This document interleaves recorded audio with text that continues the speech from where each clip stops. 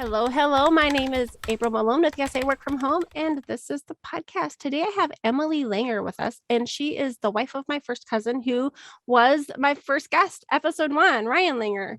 So, Emily, go ahead and come on in and introduce yourself. We haven't ever actually met in real life, we think. Yeah, we're pretty sure. I don't think so. I think I've missed you every time.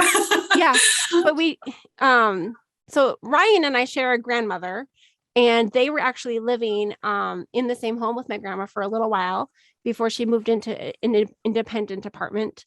Go ahead and tell your story. Why don't you just kind of go back? You're working from home in a hybrid situation. You want to talk about Yes. how long you've been working from home and some of the other things that you did leading up to that? Yeah. So let's see. I have done a lot of job hopping over the years. I started with a philosophy degree in college. So, I mean, I had a very clear career path naturally. That's sarcasm. I've worked in the IT industry for over 10 years now. I'm losing track at this point of how many years it's been, and I don't want to count. But I have worked from home kind of hybrid on and off in different jobs. My very first job, actually, they allowed us to work from home 1 day a week. So that was my first introduction to it, and I loved it, and I wanted more of it immediately.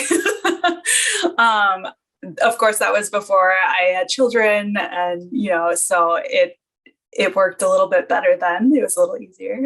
I feel like. Were you married at that time? Yes, I was. Or we had just gotten married when they instituted that policy. Yeah. Was that in the little greenhouse in Austin? So that was with the job hopping. We've also moved like 9 times in the last 10 years. So that was in our first apartment in St. Paul. It was a 1-bedroom apartment. I had a little desk set up in the living room. It was right next to the TV.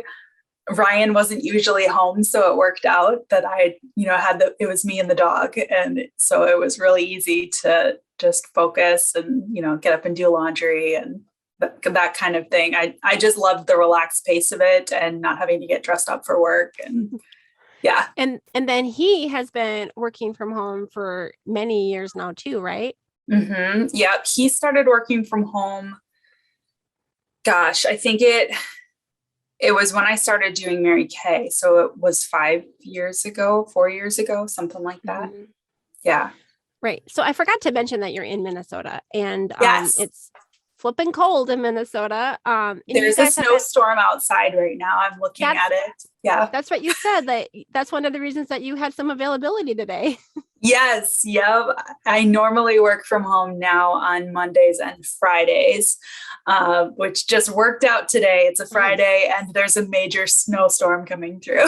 Yeah. The other side of my family, my mom's side of the family, was supposed to have a big, like, extended family holiday gathering, kind of like their Thanksgiving and Christmas merged thing, tomorrow. And I think they called it yesterday. They're like, yeah, just wait till January now. That's not going to happen. Yeah. So we are kind of on the fence right now about whether or not we're going to try to make it up for the holidays.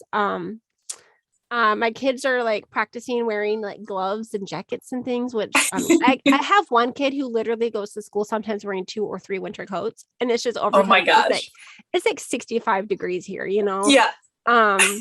Or hotter sometimes. In the morning, like it'll dip down to like 40 every once in a while, but like the house, we haven't turned the heat on, and it's still like 72 in the morning. So like the house temperature is still warm. But you have lived kind of back and forth between Wisconsin and Minnesota? I have moved a lot. So I was born in Minnesota. We moved to Wisconsin when I was 9. But it was right on the Mississippi River. So we lived on the border of Minnesota and Wisconsin, essentially. And most of my friends were in Minnesota because we were only 10 minutes across the bridge. Minnesota, Wisconsin. I say I'm from Minnesota. Yeah, it's kind of funny because Ryan was born in Wisconsin and mostly grew up in Minnesota, and I was the opposite. That's right. Okay, that's right. Let's go ahead and talk about what are you doing right now? for work? This is a Yes. newer position for you. Yes. So right now I'm in a new position. Well, newish. I started almost a year ago, January 1st. I started at Metro Sales here in Rochester. Oh, wow. And I'm in sales. I'm selling copiers, printers, and computer software for document management. So if your eyes are glazing over, I mean, don't worry about it. It's not super sexy to sell that kind of stuff, but it's really essential for a lot of businesses to be able to run efficiently. And so I've just been spending the whole year getting to know businesses in the area and making connections and building those relationships. So it's been fun. So Metro Sales, is it like a storefront with the sales floor? Is that how you say it? I never have been in sales before. Yeah, so our headquarters is actually up in the Twin Cities. And so they have a big fancy showroom up there. The Rochester office is quite small. There's only 5 reps here and a few service techs. So we don't have like a really nice office that I invite people to. I prefer to go out and see their office instead. All right, fair enough. Yeah. So, I mean, I'll sit in a cubicle when I'm in the office 3 days a week. Otherwise, yeah, I'm out and about meeting people. How much of your time are you like on the ground getting out there versus sitting in that cubicle on those 3 days? Yeah. So typically I try to have at least 1, maybe 2 meetings a day when I'm in the office. Otherwise, I'm sitting in my cubicle on the phone or doing emails, working on quotes, that kind of thing. So it is quite a bit of computer work. Is it a pretty hyper local business? Like, are you just basically serving that Rochester, Minnesota area right now? Yeah, so I have a territory that is basically encompasses the south side of Rochester all the way over to Winona and down towards Iowa, but all in Minnesota. Okay. And what kind of work are you able to do from home on the Friday and Mondays? Yeah, so because of COVID, business practices have really changed a lot. So I do a lot of virtual meetings. I had 2 Teams meetings today. We don't use Zoom, we use Microsoft Teams, which is, I prefer Zoom, but I'll deal with it. But yeah, so I had a couple of virtual meetings this morning. And so I'm able to do those from home as long as I have, a reasonably quiet space. And then, otherwise I'm doing a lot of emails and phone calls and things like that, which can be done from anywhere. So I know something about your family. I know that you just moved, like we did just moved a week ago. Yeah. Like, was it like right after Thanksgiving? It was December 1st. Yeah. So it was, yeah, but I think, 10 days ago. So you were packing up while everyone else was unpacking their like Christmas stuff. Yes. Yes. But I've also seen pictures and you've already got like a pretty well-established apartment and including decor. So decorations. I'm impressed. And then the reason that we're having this interview right now is because this morning you basically posted and said, well, I'm working from home 2 days a week and, we're in a 2-bedroom apartment right now. So I have a folding table. Why don't you go ahead and tell them what you...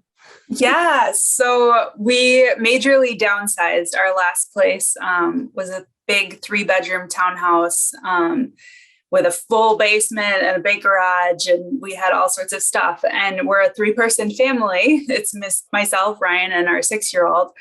And so I am very much a minimalist. I aspire to be one anyway.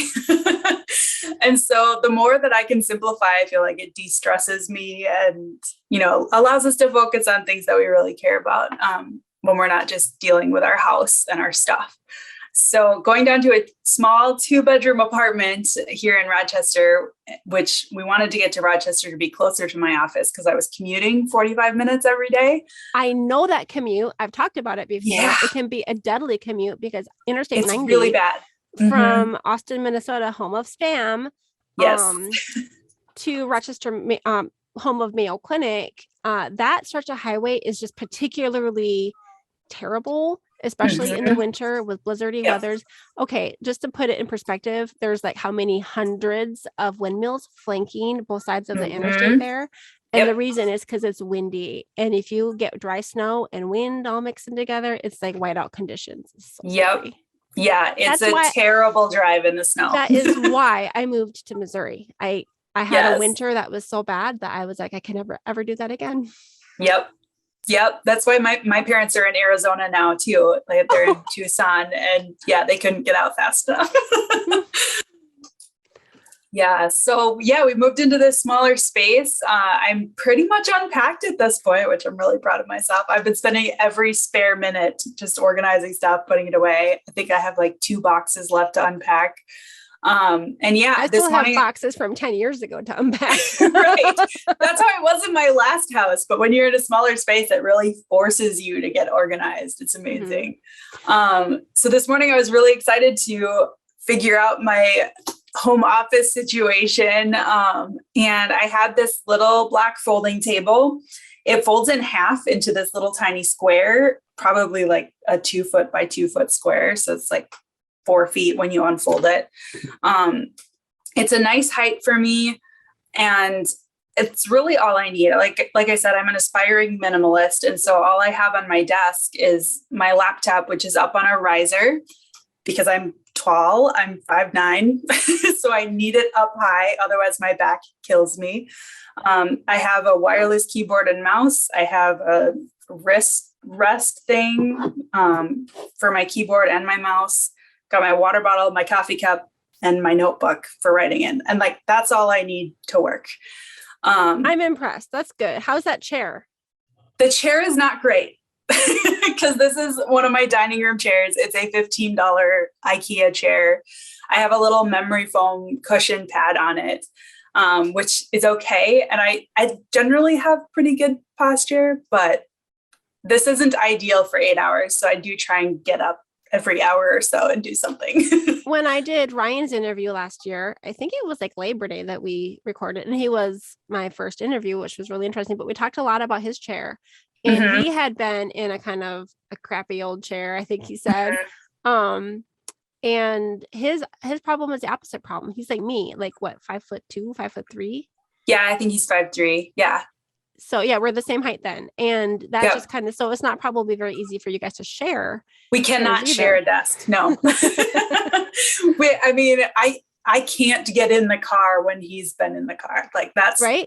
We're 5 inches difference in height. And so that difference can be extreme when deciding on furniture and things like that. Yeah, I think my husband and I are about that same height difference as well. And yeah, the chair, the car seat, everything is like, I like to borrow his chair because it's much more comfortable than mine.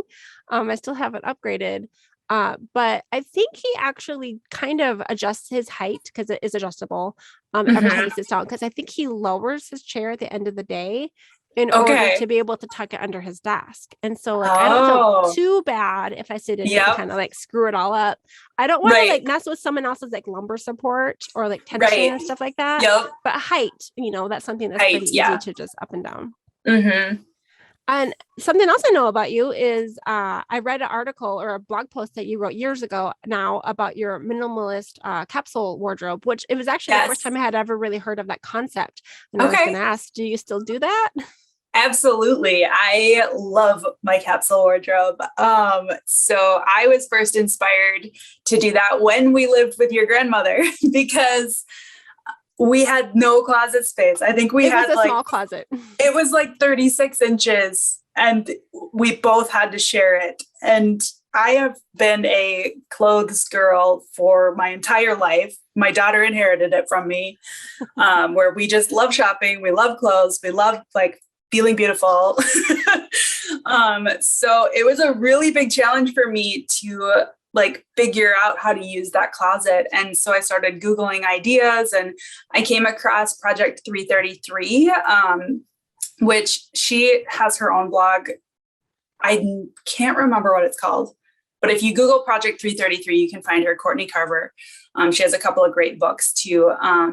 And when I learned about this capsule wardrobe thing, my mind was just like, oh my God, like I can finally be intentional about what I'm wearing and really curate my style and save so much money and save so much space in my life.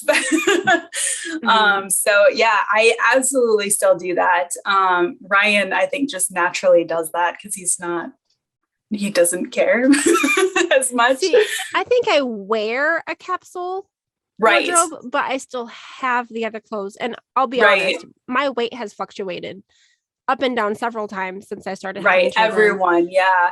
And at times I'm like, I need to just get rid of my big old clothes because I don't want to ever be that size again in my life.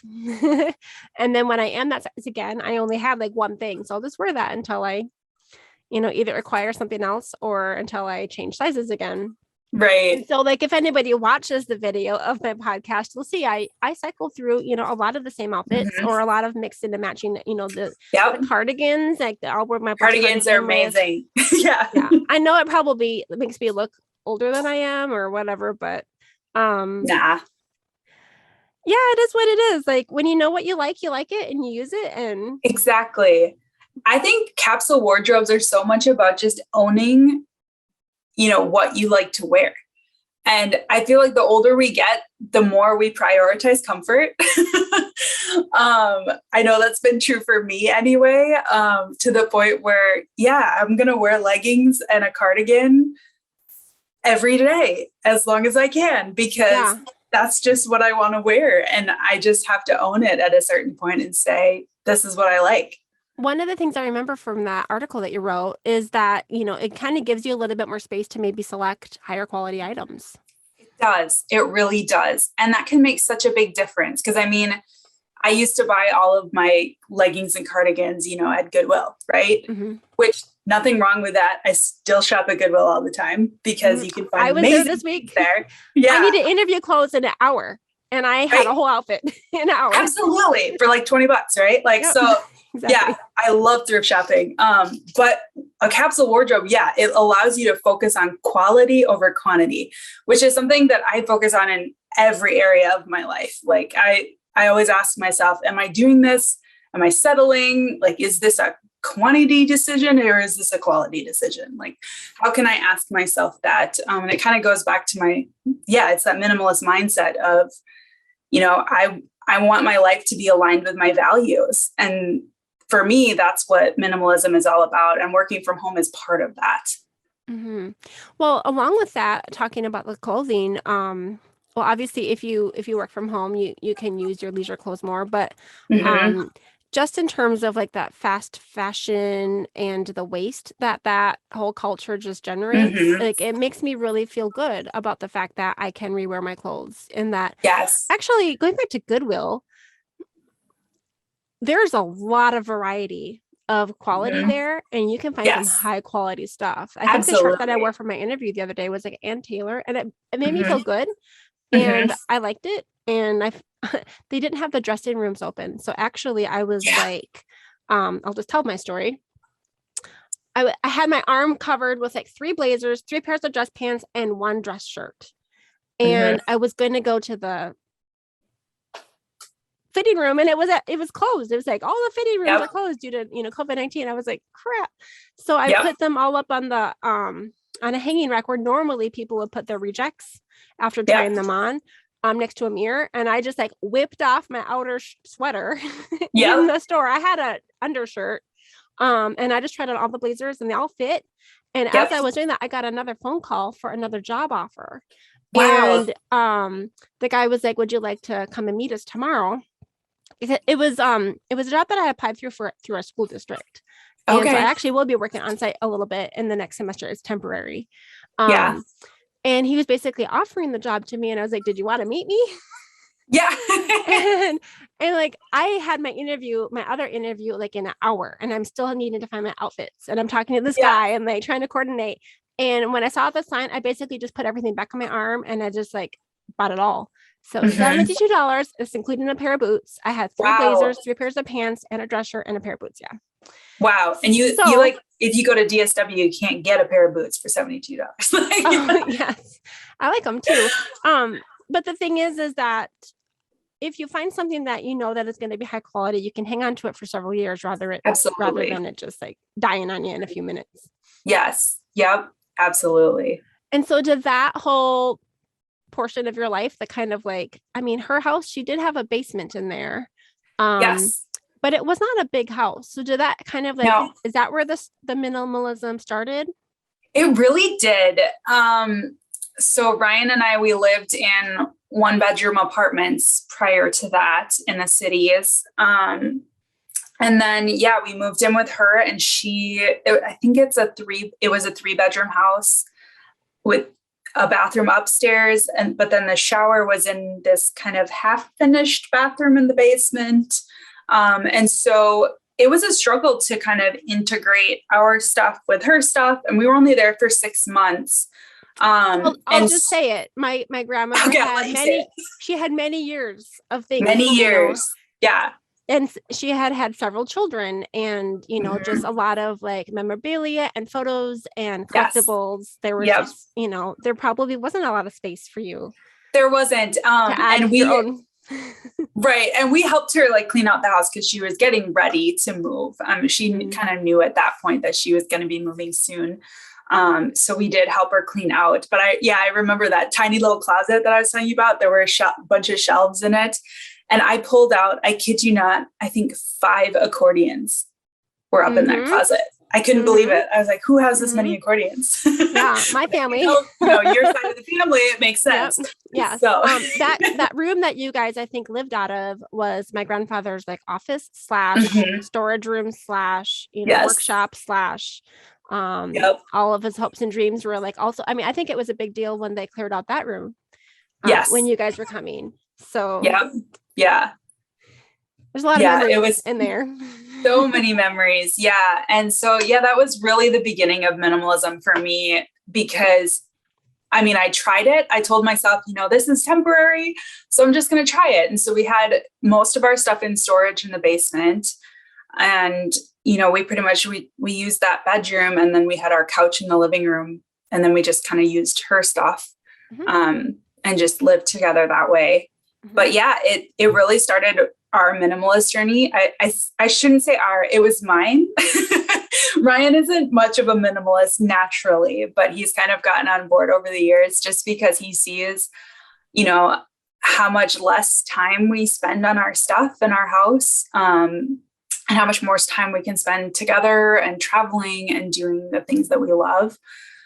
So that's been an amazing journey. And I think part of it, it showed him that he could make decisions to work from home and start his own business and things like that, which have been amazing for our family. I am the opposite of a minimalist. But I'm not like really a collector of like, sentimental things. I just have things, accumulate. But I went through a pretty huge decluttering project where we were empty. Our garage was like a storage unit. Yeah. And, I had some friends who shared the gift of time with me and just sat with me. Wow. Sorting through like the sludge of toys. I know you have one child. I have 3. And, we don't really do like McDonald's toys or something like that. But at some point, maybe every family ends up with something like this, but there's just going to be like a box that has like all those little, like when people give party favors at birthday parties, and it's just like this cheap plasticky stuff that breaks really easily. You end up with these like little parts and pieces, and like, I don't know. I call it the toy sludge. Yes. And it's just like, and like we start picking through the sludge and thinking, like, well, this is a game piece that belongs to the game, and that game isn't going to be valuable to anybody unless this piece gets back to it. So we're going to make sure, we get all the pieces together. It's emotionally exhausting to sort through even just a box like that, because you have to like remember and think and like plan and like decide. And so like the less I have to do of that in the future, probably the better. Yep. Yeah, it is emotionally overwhelming. I mean, we just downsized a lot of stuff, and unpacking is so much easier than packing, because as you're packing, you're thinking, do I actually need this? Does this go to Goodwill? How can I recycle it? Does it need to be thrown away? Like, will Mina want this? Will she not? And that kind of thing where you're constantly making all these decisions. You get that decision fatigue. It's amazing how much of an emotional weight is involved in our stuff every day. It's something we don't think about. Paperwork. We've been having this conversation in our family. over the years, like we'll go through a pile of papers and we'll sort out Mhm. all of the junk mail and all of the, and we'll be like, these are Christmas cards or letters that we want to hang on to, like handwritten Yeah. things from my grandparents who have died, Yeah. things like that. And, these are bills that need to be taken care of. And these are cute little pictures that the kids drew that, say, I love you, daddy. And they're like 4-year-old Yeah. handwriting. Like we got to say, we want to Yeah. frame that one. Right. And all these little stacks, right? That Yep. we went through this box of papers and we sorted it all in stacks. And then a few days later, we needed the kitchen table back. And we Yep. stacked all the stacks on top of each other Oh and put it back into a no. box. And now we're having like to think about what are we going to do with these boxes and like what kind of filing Mhm. system are we going to establish? Yep. And we've started, but it's Yep. going to be a journey. And I told my husband, I'm like, this is going to be maybe a project that we're going to like have to just like really work on for this year. Mhm. Maybe I can't say Right. like this month because it's probably going to be like, every few weekends we'll hit it. Mhm. But if we can get something established, then it's going to be like our Right. autopilot in the future. And Yeah. we won't ever have to go through this part. Right. again. Yeah. Yeah. Something my aunt shared with me when we first had our daughter was she actually bought me this little box. It's not super little. It's a decent sized box that sits up on my daughter's shelf in her closet. And every time like she'll draw one of those special pictures or she has like a cool homework thing that she makes with Ryan, or anything like that, or like I put all of our Christmas cards, I just slip them in there as they happen. And when it starts getting a little bit full, then I know I've got to take it down, sort out some things that maybe are less important now that in the scope of things I can see. But yeah, generally like she has this one little box and Ryan has one tote of like, this is his childhood stuff that he wants to save. And I had like 2 totes before we moved because I had, that third bedroom, which I used as my office. And I had to really go through that office and decide, what's important to me. And so, like you said, like going through old letters, I had saved, gosh, I think every card my great grandparents ever sent to me, and they're no longer with us. And so reading through all of those cards, I took the time to like sit down and read every single one of them. I had like a big glass of wine and a box of tissues and read through all of them. And then just, I sorted out the ones that were really, really special and I put them in my one box that I have now of memorabilia. And then, everything else, I had to say, thank you for the joy that you brought me. And it's time to go. And it's just, it's it's hard and it's cathartic and it's, all sorts of emotions when you do that.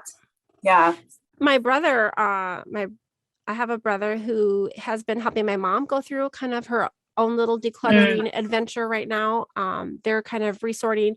I'm the oldest of 10 kids and they had a 3-bedroom house. And then they converted their 2-car garage into a pretty huge bedroom for my sister and her son originally. And then at one point, I think I had 3 or 4 brothers living in there. Yeah. It's actually kind of like another living room, almost like a mini apartment without like the kitchenette type thing.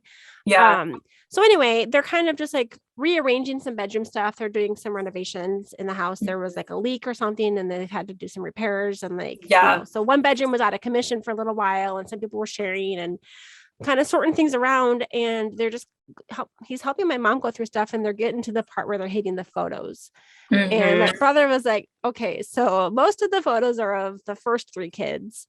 And I said, why? Because after that, I became the photographer. When I was in college, I took a lot of the photos of my youngest brothers and sisters, and I probably have them. And so I have like big totes, 2 huge totes of just photos. I did wedding photography and things like that for a while. Okay. And so my brother bought a scanner, like a really nice one. There you go. He was looking at Facebook Marketplace and he's like, "Ooh, I can find a pretty good one for like $125." And then he did more research and he's like, so I had some extra disposable income this year. And so he bought a really nice scanner. Nice. And so we're going to probably kind of share with the family and go through my parents' things, and not just photographs, but you can also use it for documents and things. Right. Yeah. And I'm like, and then after, if we can come up to Minnesota, if we can get some of my mom's stuff, then it would mean that maybe I could take it back to Arizona with me and get through our stuff. Right. And then pass it on to the next family member. And that will be a way even to get my kids paper, their beautiful artwork, their papers from school scanned, and even printed some of them into like a photo book. They take up so much little space. Right. Yeah. So much less space compared to like the actual bulky, watercolors and things like that. Yes. So we want to keep them, but we can't keep everything.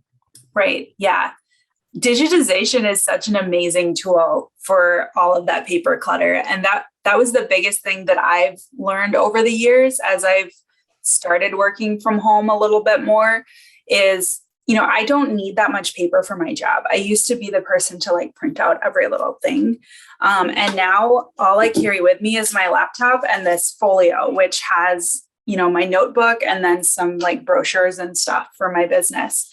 And, I'll print out a quote for a customer, but that goes in the customer's hands. Like I'm not keeping that around. You have the copy. So. Right. I have the copies. So it does. Yeah. The being able to go paperless in an office situation, especially a home office situation is huge because a home office, it's so easy for it to get cluttered.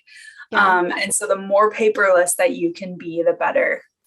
When I worked for Mayo Clinic as a teleworking transcriptionist / medical documentation specialist, I think we eventually were given a new title when we started doing more voice recognition, editing.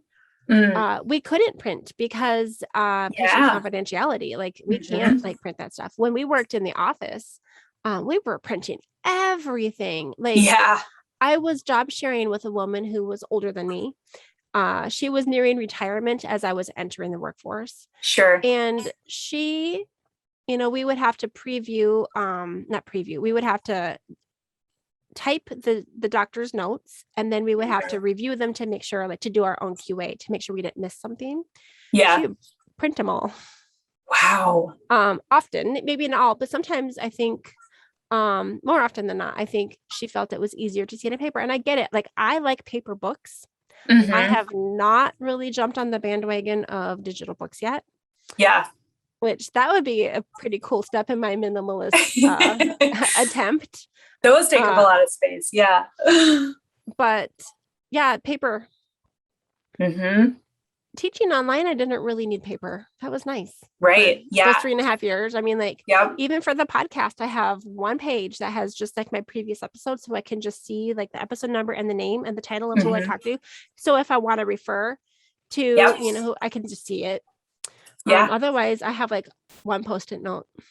Yeah. That's all I really It's amazing. Needed. It takes time to like change those habits, right? Because when you do something the same way for so long and you're so used to using paper, like it can be really difficult for people to transition out of that. I know when I worked at a small Catholic school in Austin, it was my job as a tech integrationist to get the teachers and the students using the technology a little bit more. And so one of my goals was for us to be a mostly paperless school. I knew that it was not possible as a school to be completely paperless. Like that is too lofty of a goal, but I knew that we could be much better than we were. And so I taught teachers how to use the online turn-in, how teach your students to turn your papers in here. I still had teachers printing them out from there, but it was a step. We went through some of that with the online school last year. They would send things home and then we would have to print them off, and then we'd have to scan it to be able to turn it back in because they didn't want us to email it. We had and it was a lot of steps. Like we would have to take a picture of it, and then I would sit there like trying to fix the edges or something silly, correcting it, like turning the page. And then I would have to email it to my daughter, upload it into her drive, find the assignment again and submit it. So, I mean, like digital stuff, and it made everybody tired. So eventually they did just print off the paper pack, and they're like, if you can just bring this home and just turn it in. So I was just like, picking it up. So there are times that in the middle of a pandemic, you're going to have to make an exception, but if it can be easier to there's ways. So one of the position that I'm going to be taking next semester is it's almost like being an online teacher in a classroom. So Okay. I'll just be like doing grading. It's like for an alternative learning center. Cool. And so I don't think I don't know if I'm going to have to do much paperwork because I think it'll be Probably not. typed or automatically Yep. graded. Yep. So unless it's just like correcting like actual written work, but probably still like in Microsoft Word or something. Yeah, a lot of schools now are, they'll, especially in an alternative learning center, which is usually middle school or high school, a lot of work is uploaded digitally. So they'll do it in Google Drive or Word, upload it, and then there's in Schoology or whatever program the school is using, there are editing tools right in there that you can use to correct papers and, make all your notes and things like that. So you don't even have to pull the document out again. Yeah. It's amazing. I'm excited about it. It'll be, I won't be working from home 100% full time like I have for the past 13 years, but I still will, have other projects here at home. Hey, speaking of which, you had been working in person at the school and, as an IT person at various places, but you were also working from home when you were doing your Mary Kay. Do you want to talk a little bit about, because you had a home office and you had inventory and all that stuff. Yeah. And that honestly, my Mary Kay business was the main reason that we had a home office. Okay. Yeah. The third bedroom was share. Absolutely necessary for that. Yeah. Because Ryan, I just made him work out of the living room because his two jobs, he has his business that he runs and then he's the stay-at-home dad. So he needs to be, in the main living space, taking care of her. But I needed an office with a big closet to store all my inventory and manage my business from there and shipping out orders and all of that fun stuff. So I needed the space to be able to do that. My Mary Kay business taught me so much.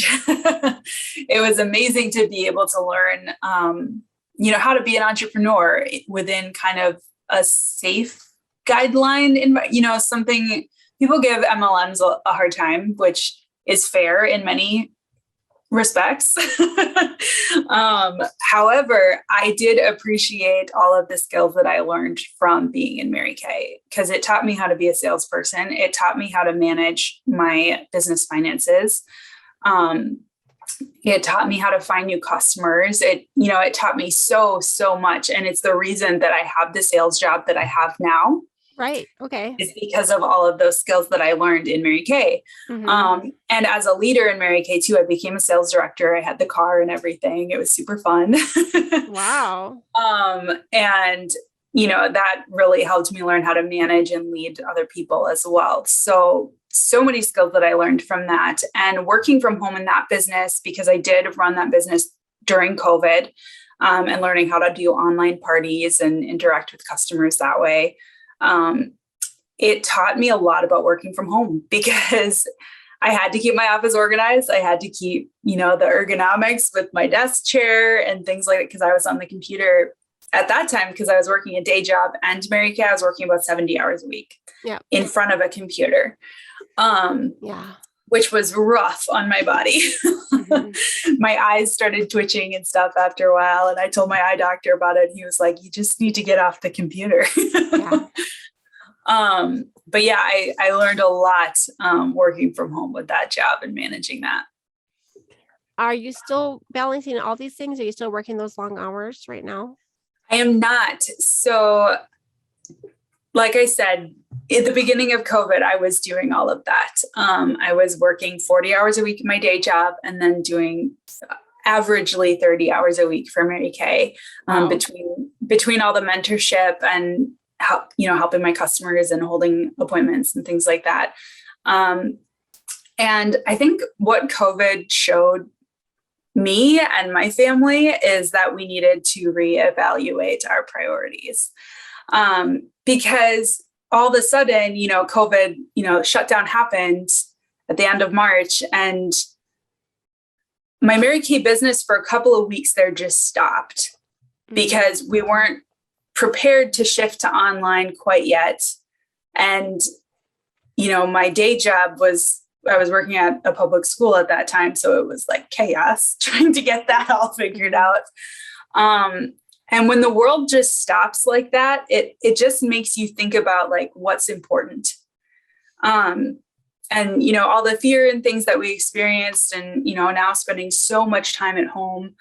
And it made me realize, how much I've missed out of my daughter's life, for 4 years of her 6-year-old life. I was working 70 hours a week. Oh, wow. So that was a really kind of painful wake-up call to realize like even though she admired me and we had a good relationship, there was a lot that I was missing out on. And so to be able to take a step back and say, okay, we recognize the financial need that we have, which is why I was doing Mary Kay, right? And we recognize that, we need the money. So how do we do that while working less hours? Like, can we find a way to work smarter, not harder? Because I was doing the harder. Yep, I've done that. Yeah, I feel like we've all done that. And, in the entrepreneur type world, or, even just in, mainstream workplace, that hustle culture is really a lot of pressure. It's almost like this badge of honor. Like, oh, I work 70 hours a week. And people I was bragging about it. Yeah. Yeah, I was bragging about it. Oh yeah, I'm so busy. I work 70 hours a week. I'm so successful. And that was not ever something that I wanted to be. Mm-hmm. And I was, never exercising. I was eating junk food all the time because I was constantly on the road. So I just didn't feel good. Mm-hmm. I realized that all of my friendships were based around work, which was fine because like Mary Kay is really fun. I mean, we're playing with makeup and like talking about like girl boss stuff. But I realized, that's not real friendship. Your friendships can't be entirely based around your work. And so I kind of took a step back and I said, you know what, I'm just going to kind of pause and figure out what I want here. And so I majorly scaled back on Mary Kay last fall. And I didn't officially step down until last winter from directorship. But I just took a step back and said, you know what, I need to see how I feel not doing this and just take a break. Mm-hmm. And so I did that. And obviously my income from Mary Kay like tanked because you're not working, you're not making any money. And then I found this new job in Rochester, which would pay me a lot more than what I was making at the school district. It had the sales background, which I really enjoyed from Mary Kay and all the skills that I had learned from that environment. Mm-hmm. It gave me the flexibility to work from home when I needed to. So when I started, it was whenever you need to. Now it's, 2 days a week. And if you need to, you can work from home more. Like if there's a snowstorm, not on a Friday. If there's a snowstorm, yeah, you can stay home, or nice. Or if you've got a bad cold, like don't come in. Good. So that kind of flexibility was hugely important to me. And just the culture of, if your kid has a school play at 2:00, go, you should be there, and those are the kinds of things that I'm hearing from my boss, which is just such a huge change for me from that hustle culture, both of working at the school district and from Mary Kay, where it was like 24/7 #girlboss, I mean, and there was a point in my life where I really loved that and I really needed that. And I needed that confidence boost and I needed that encouragement that, I can do hard things. But now I'm at the point of I can say, yeah, I can do hard things, but I want to do important things. Nice. And I want to do things that bring me joy and fulfillment and don't just deplete me. And I think that's a different level of confidence to be able to get to the point of, yeah, I could do that. I don't want to, and that's okay. And I don't have to. And I don't have to. Yeah. And there is a certain amount of privilege in that, I will admit, because I was able to get this new job, which did pay me more. So I don't have to work that number of hours anymore. And I am passionate about the sales industry, being able to provide that to people. Because when you're in a commission-based job, you can find ways to make more money. And so that's something that I'm really passionate about too. But Yeah, Mary Kay taught me so much. And COVID really helped me to step back and realize it was time to move in a new direction and focus on my family a little bit more and focus on me and my self-care too. And so now I've officially stopped doing Mary Kay as of a couple of weeks ago. I finally sold off the rest of my inventory right before we moved. In order to prepare for living here, I have like one little box of Mary Kay stuff in that closet behind me, which is going to be donated to the women's shelter sometime soon. Oh, wow. But so now I'm focusing on, board game nights with friends and being able to build relationships with my siblings, which I haven't had in years, or, being able to call my mom when I'm not in the car and things like that. And just being able to, really focus on what's important to me and to us as a family and spend that time. Quality time has been huge for us during this kind of pandemic era of just realizing how much we need it, because when we were isolated from people and didn't get quality time, it made me realize, oh, I should have been taking advantage of that all along. Yeah. I know every family had a different experience during that time, and some people bonded better than others maybe, but I agree. Like we've had a really good bonding time. We weren't sad to put the kids back in school. Like we wanted them to be able to, have other people in their life other than literally just us. Right. When I interviewed Ryan a year ago, your daughter was just heading into online school. Like it was just getting started. Is she doing that still now?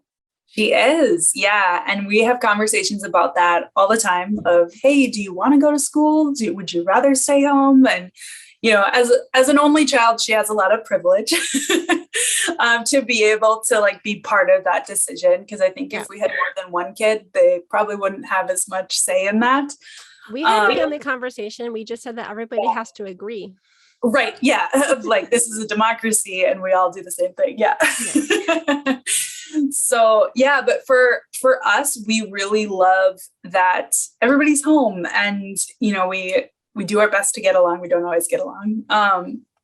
And just the flexibility that comes with doing online school.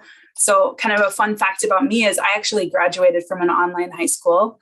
I was homeschooled all the way up until high school. And then in ninth grade, my parents put me in the first public online school in Wisconsin. Oh, wow. That gave me chills.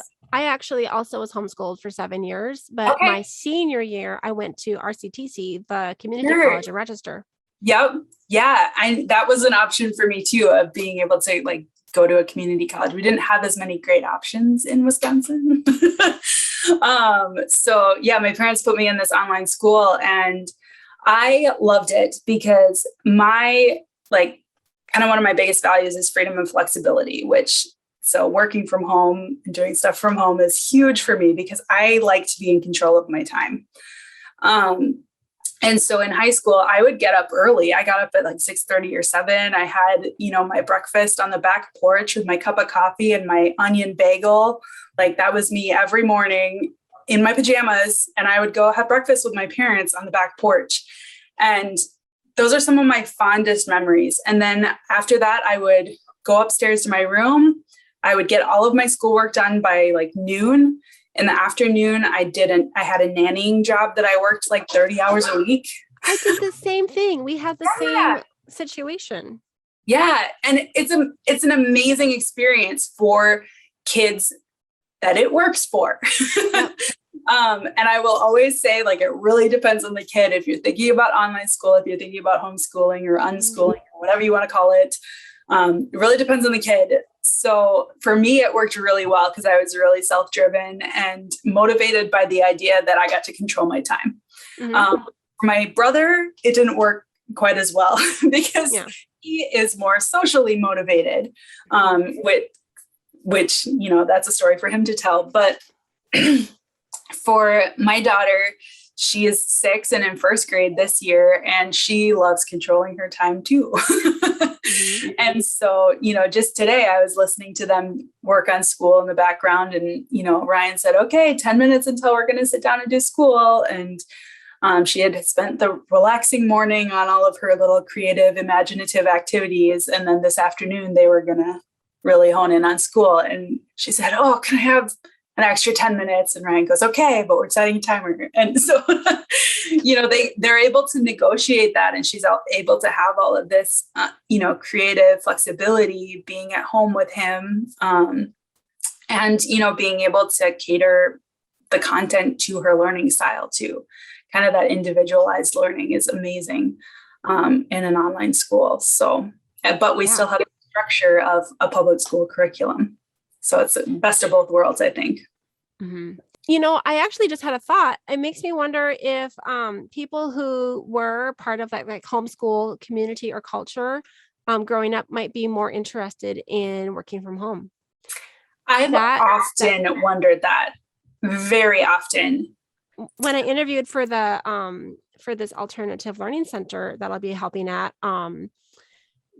there's so many reasons now that a student might end up in a school like that. And it's not just behavioral stuff. It's like they might be working a full-time job. They might be, like supporting their family. They might be, a single mom. They might be a lot of different things, and or just want the flexibility, or just want to be on a fast track and graduate early. Like for every single student, it's going to be a completely different story. Right. And, the old idea of like what that might have meant is like flipped. And I think I almost wonder, and I actually said this when I was talking to the people I was talking to, I wonder if now that the work from home culture has grown, if kids are seeing that and be like, I want that too. Or, I know that online school was not for everybody. I know it wasn't. Absolutely sucked for a lot of families. Yes. But it worked really well for some kids. I have 3 kids, and one of them liked it and one of them didn't. One of them was indifferent. Yep. Yep. Yeah, it really is so different for every kid. My daughter is begging me to never put her back in school. I told her, well, as long as this works, we can keep doing it. But if it stops working, you're going to go back to school. We just said when we had kids that we'll just reevaluate every year. Right. Yep. Yeah. And, every kid is so different. And for me growing up, my dad worked out of the house until I was in high school. Really? Like he was working from home back in the 90s? Yeah. And then, then he started his own business and has been working from home ever since. He would actually be a good person for you to call. Wow. Set us up. Because he's been doing it since before it was cool. I need to talk to him. Yeah. I'll get you in touch with him. I have fond memories of being in high school, like I said, of, having breakfast with my parents every morning, and, all 5 of us being home all day, every day, because we were all homeschooled, and my mom was a stay-at-home mom, and she, had her little side businesses that she did too. And my dad worked from home. And so we had all this amazing flexibility with our time. One of my favorite memories is for recess every day. Like we would watch MASH. Not the healthiest recess, but it was a fun thing, like that we all sat down as a family and had lunch and watched a funny TV show. That's awesome. And back then, the flexibility of being able to be able to go on vacation in January when nobody else is going on vacation, and it was so much more affordable because we could take off whenever. Do you think that your experience of being homeschooled like that made you want to navigate towards this kind of work? Yes, absolutely. I think it was a very subconscious thing that happened over time.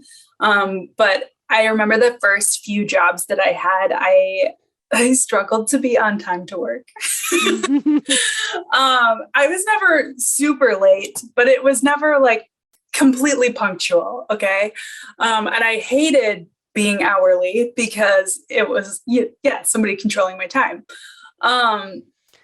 And so after a few jobs like that, I talked to my dad and I said, Dad, I think you guys broke me. Like, I just don't want to work a normal job. I just can't. Well, I guess the difference between hourly and like a commission-based job would be like, I can get my work done in a shorter amount of time, or I can get compensated better because I can produce faster.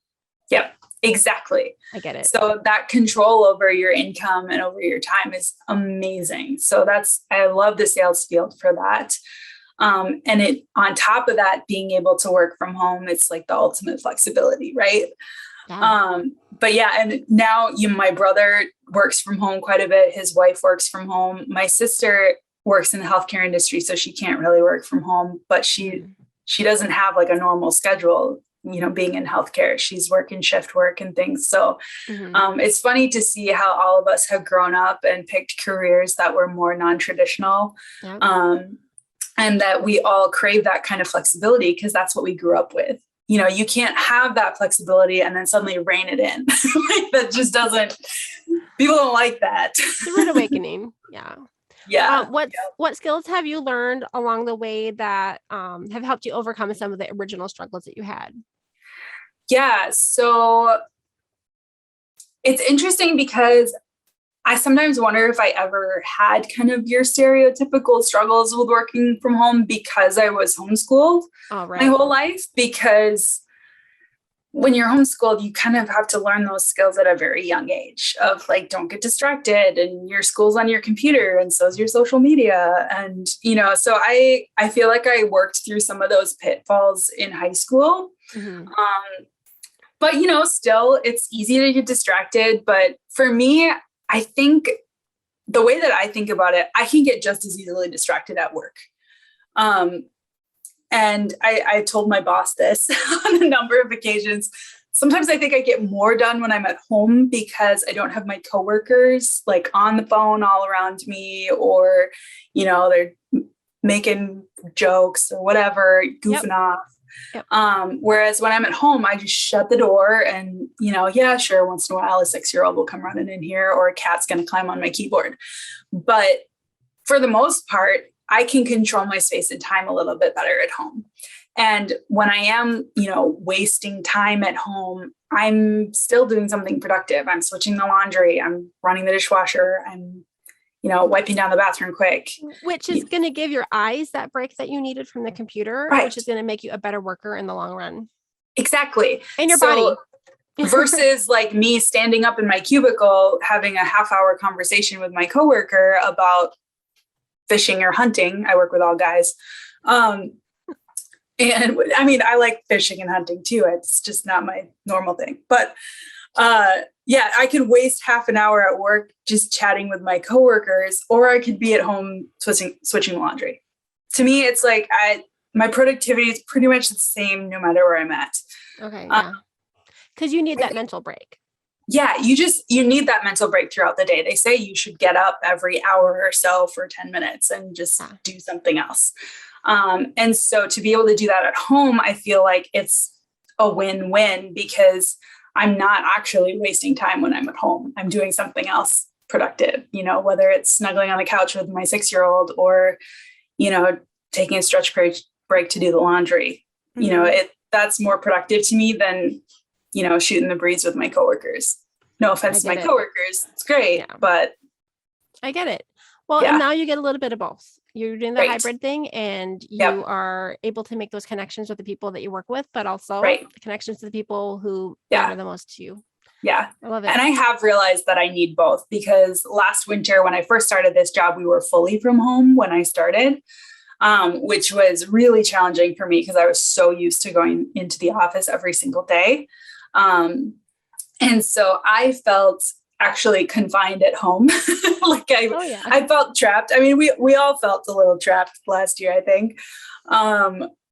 But yeah, so that was an adjustment for me. I think I've realized that I need that balance because I am a little bit extroverted. So I need the balance of going out and meeting with customers, seeing my coworkers, seeing my boss.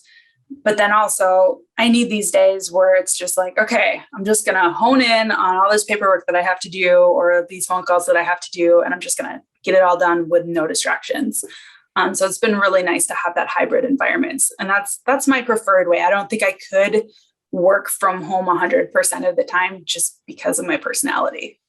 Yeah, I get it. I mean, like I have worked from home 100% of the time, but then you have to have different social outlets. Absolutely. I was helping run a book club, and I would, organize, play dates and, parent Yep. meetups and like all these different things where I would be out and about in public, which is a skill that I also learned from homeschooling. It's like, Yep. yeah, you're home a lot, but you still have friends. You still have a social life. Yep. Has Ryan's work changed at all in the past year and a half? He's working a lot more. Really? But Mina is she Mm-hmm. Is she independent at all in her school, or is she pretty one-on-one with him? Yes, she's still very much one-on-one because I mean, at this point in first grade, she's learning how to read. She's reading, but not independently at this point. So he spends probably half of his day working with her, about 4 hours a day on her school stuff, depending on the day. And then the other half of the day, he's working on his stuff. And then he also does some stuff in the evenings after she goes to bed once in a while. So whether it's meetings with clients or if he's play testing a game or something like that, he also mixes his work and social life that way. Well, let me just say this because the title of his episode was Learning to Grow a Business at Home. And he does a lot of like project management and things like that. But he's like a Dungeons and Dragons writer. Like he does cool stuff, and like playing Dungeons and Dragons is part of his work. So if you haven't listened to the episode, it's going to be very different from my more recent ones, because I still had like my old map background and from when I was teaching ESL. But yeah, it was a learning curve for me to learn how to podcast, but it was an interesting conversation too. So he's just working more. Is it the same stuff? Yeah, he's basically just kind of expanded what he's doing. I think a year and a half ago, he wasn't doing Kickstarter consulting, or he was just starting it. But now that is almost the majority of his business, is consulting on other people's Kickstarters and helping them have a successful Kickstarter. Wow. So that was something that just kind of happened out of nowhere. And he also did hire a marketing assistant as well. So he hired his first person, which was really exciting this last year. His business is growing amazingly. He's obviously had to shift gears a few times throughout the year as, the markets have changed and demand for games has increased and shifted. So yeah, it's been a wild ride for him. I wonder if your family would have chosen to do the online school, whether or not there was a pandemic. That's something that we've talked about. I had always said that I didn't want it to be my default because, sometimes you grow up homeschooled and you just get this like, man, I'm not going to do that. I'm never going to do that to my kids. Even though it was a really positive experience for me, I think I thought that because I didn't want to be a stay-at-home mom. That's not my thing. That's not where my strengths are. And so I just assumed, maybe this was a sexist assumption of me, that since I wasn't going to be doing the homeschooling, that we weren't going to homeschool. I never considered the idea that Ryan might be able to do that. Sorry, keep talking over you. My husband also has expressed that he would love, that would be his dream, to be a stay-at-home dad. Yeah. I don't think I have that dream. I mean, I actually, when I went through college, we were talking about your degree. I have a degree in liberal arts. Yep. So music and art. And I thought I was going to be like a stay-at-home mom and homeschool my 12 children. And what was I going to do? Teach piano lessons. Yeah. My mom taught piano lessons. Yep. And I did none of those things. I have 3 kids, by the way. Yep. Yeah. And that was my assumption too, when I picked my major in college, was I'm going to be a stay-at-home mom and a pastor's wife. So I'm just going to study something interesting. I had no idea what I wanted to do with my life, clearly, because I thought, that was my plan for my life. And then, my first couple of jobs out of college, I realized I really love working and I love this environment, and I can't even picture myself staying at home. So and then Ryan told me he wanted to be a stay-at-home dad, and we were like, okay, well, we're doing this. Right. Awesome. Yeah. So, have people come to you and been like, you've been working from home more, do you have any advice for people that are thinking about working from home? Or, okay, I know everyone has worked from home, or not everybody has, but it seems like that. Any tips or tricks that you would like to share? Yeah, I would say to be successful working at home, you really have to learn how to compartmentalize your time and your space, because boundaries are everything in every area of life, right? So being able to say, this is my work area and work stays in this area. And that means family stays out there, and to be able to create that separation and have those understandings with your family, especially if you have children. But then also just on your time of being able to say, okay, it's 5:00, the computer closes, I close the door to my office, or for me, that means I fold all this stuff up and it goes under my bed. And just being able to say, I'm not working anymore. I am not at work anymore. I'm at home now. Because otherwise you just slip into that. Closing the folding table and still slipping on the bed is the end of your workday for you. Yes. Yep.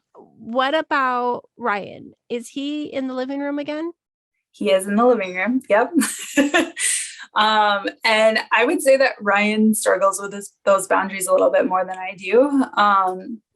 It would probably be fun for you guys to have a follow-up chat on how he's doing. But yeah, I constantly tell him, hey, put it away. Okay. Well, and his hours are shifted a little bit. His hours are shifted. Yeah. Because that's what my husband and I have done for all these years, is we've always kind of had a little bit of overlap and a little bit of separation. And we didn't really have very much need for childcare because we were trying to, cover it. We did have some help at some point because I was working nights and not sleeping enough. But actually that episode, I listened to it today. Let me see, it was episode 28. And you might enjoy listening to that one too, since you also were doing the nanny work when you were a homeschooling teenager, which is what I did. But that experience helped me in hiring help later, eventually. Yeah, absolutely. So any final thoughts before we wrap it up? I think that's about it. This was really fun. Thanks for having me. I'm glad we got to talk. I would like to hang out with you in real life. Absolutely. We're going to make that happen. Now that I'm not working 70 hours a week, it should happen. So if someone was interested in selling copiers and other office equipment in Rochester, Minnesota, specifically, where should they find you? They can find me on LinkedIn. It's Emily Langr, Langr. There's no E in the last name. I had that name for a long time. I know. Yeah, you're familiar. The struggle.